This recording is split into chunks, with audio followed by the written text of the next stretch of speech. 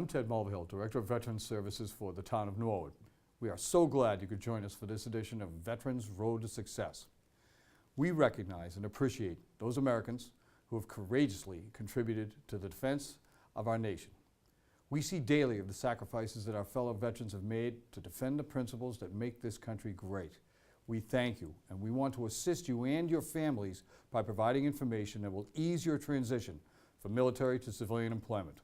This is to help you all get on the Veterans Road to Success. And now please allow me to introduce my fellow veteran and our co-host, Charlie Duquette. Charlie? Hey, I'm really glad to be here. You know, last time we talked about how veterans receive priority of service at our 30-plus one-stop career centers. And we went into that a little bit about how the Department of Labor implemented that priority of service for veterans and their eligible spouses. And, you know, to qualify them for all the educational training programs or whatever and receive that priority of service on the way. You know, Ted, veterans preference sounds like it might be a little bit confusing. Well, you know, Charlie, that's because not all veterans are considered veterans for the purposes of civilian employment, and not all active duty service members qualify for veterans preference. What are some of the misunderstandings that you encounter about veterans preference in your day-to-day work? One of the most important ones, Charlie, really is, while veterans preference assists eligible veterans in getting a job, it does not guarantee placement. Or it does not guarantee placement to a job, and it does not apply to internal agency actions like promotions or transfers or reinstatements or reassignments. Okay, I see. Now, Ted, you mentioned that not all veterans are eligible by law to participate in the program, so who is and who isn't? As in most veterans programs, only veterans discharged or released from active duty in the armed forces under honorable conditions are eligible for veterans preference. Now there's a phrase, under honorable conditions. Many of the vets that I deal with, they don't even think that they qualify for many programs or benefits unless they've had a combat tour and all these other things and an honorable discharge. So what does under honorable conditions really mean? For the Veterans Preference Program, it means that you must have been discharged under an honorable or a general under honorable discharge. Now there are some caveats to that general statement, Charlie. If you're a retired member of the armed forces, you are not included in the definition of preference eligible, not included unless you are a disabled veteran, very important, or you retired below the rank of major or its equivalent. So that means Major Payne would have a major problem qualifying for preference eligible then. That is true, Charlie. He would not qualify. He would have a major malfunction because it is only for veterans with the rank of captain or below. Oh, okay. These vets may receive preference for federal positions. To receive preference, a veteran must have been discharged or released from active duty in the armed forces under honorable conditions. For example, a general under honorable conditions is a good discharge. Basically, there's two types of preferences, a 5-point and a 10-point preference. The 5-point preference is for honorably separated veterans who have served more than 180 consecutive days of active duty before October 14th in 1976. Now that includes service during training under the 6 months National Guard or Reserve program. So guardsmen and reservists are good to go. Or service in any such war or expedition which has a campaign badge when authorized. In other words, Desert Storm, Desert Shield, Grenada, Lebanon, Panama. And serve continuously for 24 months or for the full period called when ordered to active duty, including for training. So retired members of the armed forces at or above the rank of major or lieutenant commander are no longer eligible for the 5-point preference. Their preference is based and contingent upon a disability rating from the VA. You must provide acceptable documentation of your preference or appointment eligibility. The member 4 copy of your DD-214 is preferable. If you're claiming the 10-point preference, you will need to submit a standard Form 15. You are a 5-point preference eligible if your active duty service meets any of the following: 180 or more consecutive days, any part of which occurred during the period beginning September 11th, 2001 and ending on a future date prescribed by presidential proclamation or law as the last date of Operation Iraqi Freedom or Operation Enduring Freedom. Ted, what about our Desert Storm or Vietnam era veterans? Do they qualify for any veterans preference? You are a 5-point preference eligible if your active duty service was 180 consecutive days, any part of which that occurred after January 31st, 1955 and before October 15th, 1976. Ted, how about my Uncle Dave? He fought in the Korean War. Good point. He's also eligible for a 5-point preference because he was on active duty in a war or a campaign or an expedition for which a campaign badge was authorized, and he was on active service between April 28th, 1952 and July 1st, 1955. Ted, we covered a lot about the 5-point preference. What about doubling down for a 10-point veterans preference, okay? All right, Charlie. Now, if you served at any time, it doesn't matter what time frame, or you have a service-connected disability rating from the VA, or if you have a Purple Heart medal. Oh, okay, so if you got shot at and hit. Now, if veterans are not sure of their preference eligibility, where should they go to find out more information? Also, you can visit the Department of Labor's Veterans Preference Advisor by logging on to the address you see on your screen. And here they're going to ask you yes or no questions to establish your preference eligibility. Or you visit your local town veterans representative if you need some face-to-face explanation. As veterans begin to explore opportunities outside the military, they should really consider federal employment for 2 good reasons. One, they're the largest employer in the country with over 2.2 million employees. And secondly, of those employees, 50% will retire over the next few years. Charlie, where can the veterans find federal jobs, and how can they get help in applying for them? Well, of course, you can go to the usajobs.gov website, but I know of no better place to learn than Metro Southwest One-Stop Career Center in Norwood in Framingham, because they're going to help you to get on that roadmap to federal employment. As you know, Ted, we have a federal job search workshop focused on presenting job seekers and veterans with an understanding of the current federal job market and how to find and apply for federal jobs. Plus, we give you many tips and tricks on how to navigate that USA Jobs website. Charlie, can you tell our veteran viewers what they can expect to learn in the Federal Job Search and Resume Development Workshop? The same day that you take our Federal Resume Development Workshop, you're going to be able to get an overview of the process for developing a winning federal resume suitable for federal employment. That can lead you to a career-fulfilling position that you desire. Now, at first glance, USA Jobs may appear a little bit confusing or daunting, but don't worry, be happy, because we will guide you through the USA Jobs website, and with hands-on learning, travel down that road of success together, and we're going to help you to get and obtain that great federal job. One of the first objectives will be showing you how to create your own USA Jobs account. There you're going to be able to learn how to build and store up to 5 distinct resumes, and then you create and save job searches, and you receive that automatic notification follow-up. Now, you'll also be able to apply for jobs on the first day in class and then save them to review at a later date. Now, isn't that something you'd be interested in? That's fantastic. Awesome. Charlie, as you may know, navigating the veteran's road to success is of the utmost importance if you want to arrive at your career destination. Now, please, tell us how the veteran successfully looks for a job on the USA Jobs website. Well, Ted, we're going to be able to teach them how to search for a job by agency, occupation, grade, or even location, or any other key words that they might want to use for their search. The veteran can view jobs available to the general public and those available to current federal employees, or they can just apply for federal vacancies. You know, that's fantastic, but what about the morning after? I mean, we all know about the morning after. The Federal Jobs and Resume Workshop, when the veteran wakes up and they can only remember half of what they learned in a day-long workshop, who are they going to call? Who are they going to call the Ghostbusters? Is there a USA Jobs Ghostbusters 800 number? We will show you where and how to access USA Jobs online tutorials. So you don't have to worry about forgetting anything. It's only a click away. And they also have everything you need to know about the federal hiring process or special things in programs offered by the government for veterans. So it's a very useful site. So we're going to show you where to go and where to click so you don't have to remember everything. Once you locate a position for which you're qualified for and interested in applying for, just like in any other job search process, the job seeker has to take time to consider the best approach to market themselves. Makes sense, right? Now, keep in mind that employers with no military experience may not understand military terminology or acronyms.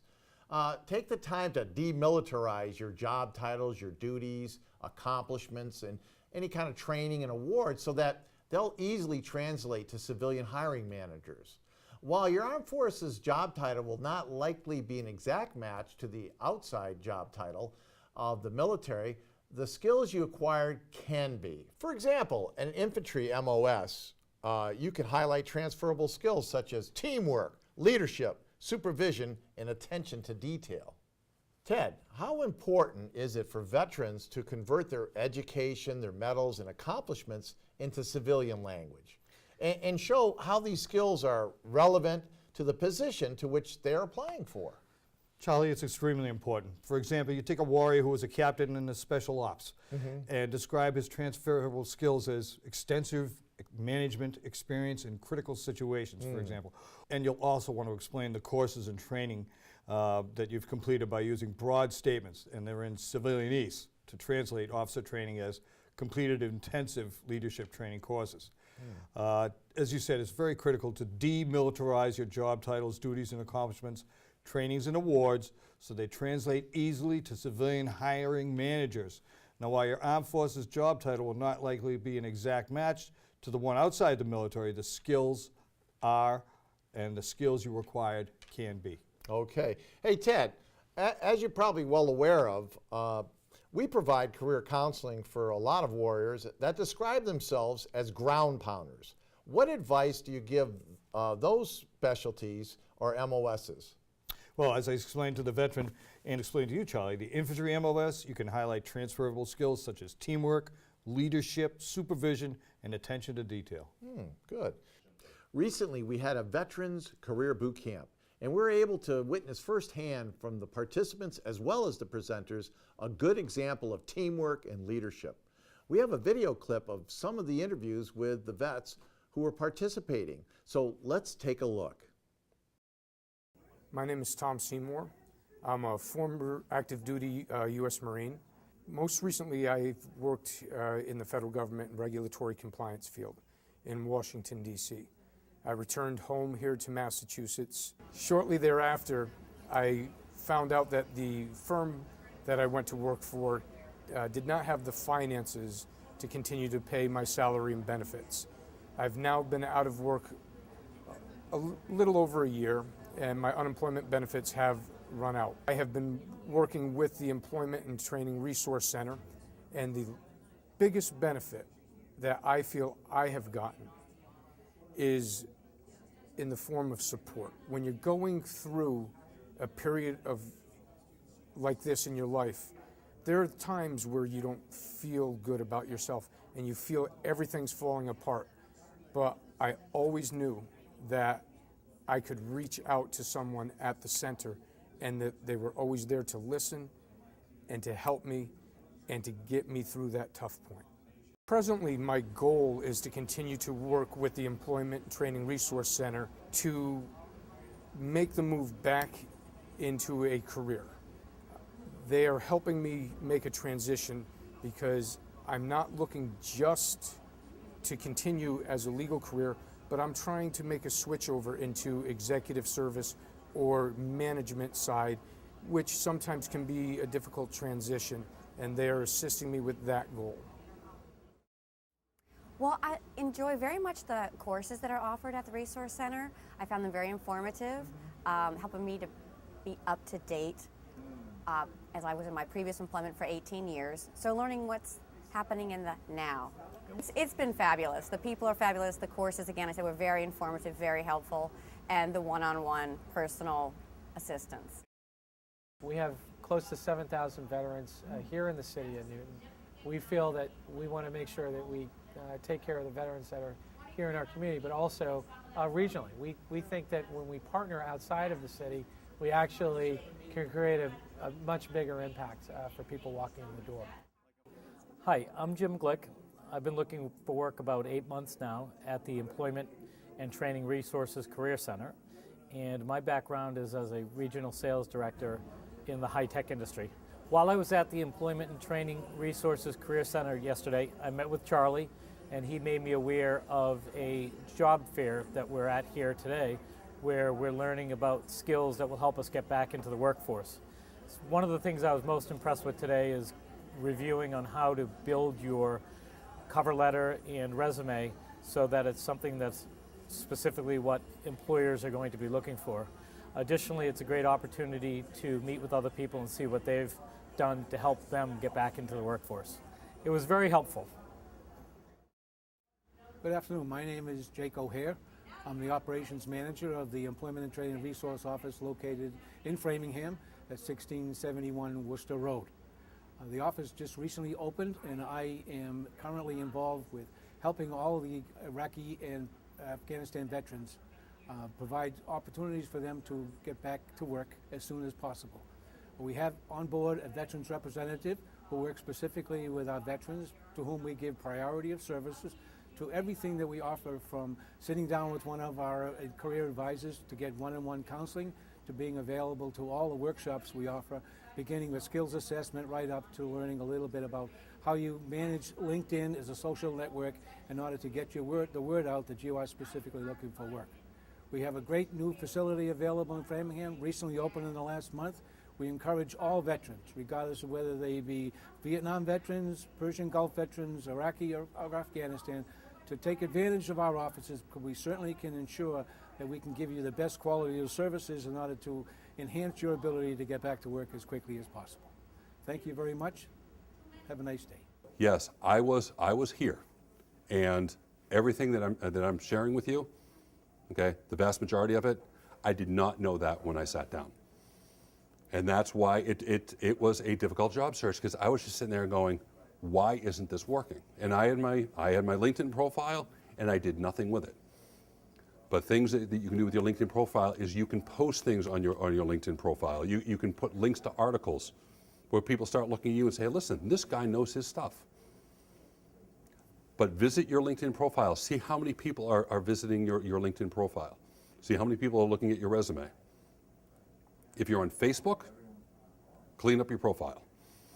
If you're not on Facebook, get on Facebook, use a different name, but learn how to use social media. That's how people connect. Does everybody here know what a wiki is? Ever seen Wikipedia, where people just put up you can post anything? It's a big web page where everyone can just collaborate and put stuff up there. Doesn't necessarily have to be true, in the case of Wikipedia, but that's what corporations are using now to gather information. They're using SharePoint. Does anybody work with SharePoint? SharePoint is where they put documents. So if you work in construction, okay, when you used to get those you used to get emails in construction, hey, here are the plans. Yeah, it's on the SharePoint site. Go find it. We used to have a guy that managed that got that out to you. We used to have an admin. Yeah, she doesn't work here anymore. So go find the plans. I was in your seat, and I could tell you that it's a great brand new journey, and it's a great new opportunity. It is hard. It is very hard. Now, show of hands, how many people did not see it coming when you got let go? Nor did I. Nor did I. And when I left, I was working in financial services in a very good firm, and I said to myself, hey, I'm coming from this firm, it must be great. Well, turns out that when financial services lets people go, that's the first sign that the economy is turning south. I can say that to you now. I did not know it then. So I'm going through my first part of my job search. I'm like, hey, what's going on here? I'm coming from this firm. It just kept on going south, and going south. The economy, for most part, is turning around. There are jobs out there, but the 10 jobs that used to be out there are now 7 jobs. That work crew that had 3 guys and a project manager now doesn't have a project manager. It's got 3 guys that take 1/3 of that project management. You're expected to do more with less, and a lot of the management that you do is online. Do your documentation, put it up to a server, I'll check it. Take this, fill it out. You don't see your coworkers. It's a different world out there. Now, show of hands of the people that were in your jobs. How many people were in your job for longer than 3 years? 5 years? 10 years? Okay. It is a different world out there.